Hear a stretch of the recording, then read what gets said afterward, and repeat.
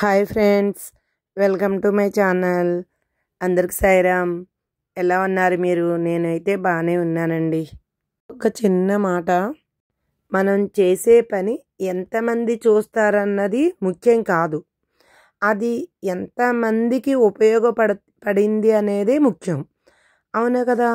నా ఉద్దేశంలో అంతే. మరి మీ ఉద్దేశంలో ఏంటి? కామెంట్ చేయండి, సబ్స్క్రైబ్ చేసుకోండి, లైక్ ఇవ్వండి. ఈరోజైతే ఎన్ని పనులండి. నేనైతే మార్నింగ్ లేవంగానే కాఫీ పెట్టుకొని కాఫీ తాగాను. ఈరోజు తాగేసి మా అబ్బాయి హైదరాబాద్ వెళ్తున్నాడని చెప్పి వాడి కోసం బిర్యానీ తయారు చేశానండి. మార్నింగ్ ట్రైన్కి వెళ్ళాడనమాట. వెజిటేబుల్ బిర్యానీ.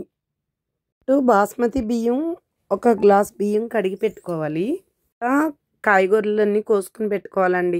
సింపుల్గా వేసుకోవాలి. కాయగూరలన్నీ ఎక్కువ వేసుకోకూడదు.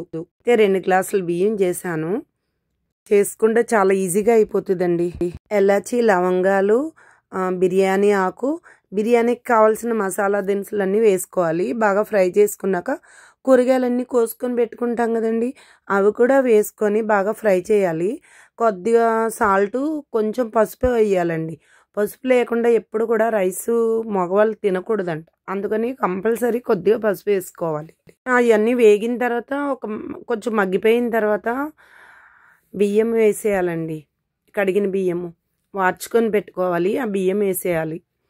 ఆ బియ్యం వేసిన తర్వాత ఒక గ్లాస్ బియ్యానికి గ్లాసున్నర నీళ్ళు వేసుకోవాలి. మూత పెట్టేసి ఒక పావుగంట తర్వాత కొంచెం పెద్ద మంటల్లో పెట్టుకోవాలి.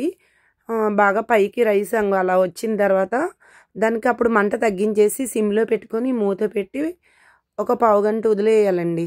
బిర్యానీ రెడీ అయిపోయిందండి.